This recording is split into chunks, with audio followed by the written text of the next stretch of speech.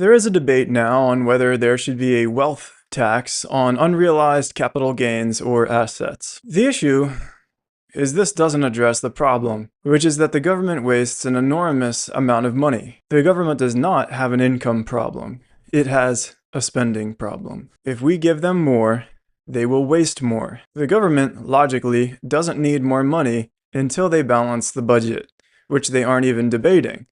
They've just agreed that they won't do it.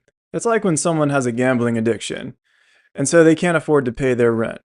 But they have rich parents.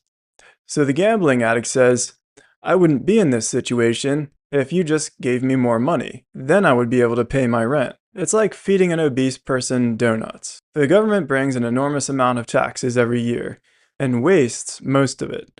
A large portion is stolen, and a lot is wasted through fraud, fake nonprofits, and businesses who fund political campaigns. When I worked as a government contractor in a fort that will remain nameless, if there was money left over in their budget, they would spend it. One year they bought new computer monitors, but the old ones were only 2 years old and worked perfectly fine. Still, they threw the monitors in the dumpster. Nearly 100 monitors. Because they were computer related, they couldn't sell or give them away for OPSEC reasons. Or so they said.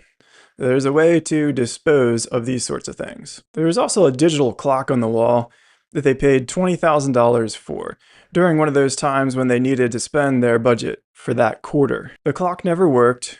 It always flashed 12. Still, when I went to my supply sergeant at the 436th and said I hadn't gotten new PT shorts for 8 years, he said he couldn't order more shorts for me because they didn't have the budget for new uniforms. I get this a lot from my friends who work for the government, and it's true that there are people who, in the government, sincerely think the issue is that their department doesn't have enough money to be effective, and all they need in order to solve their problems is more money.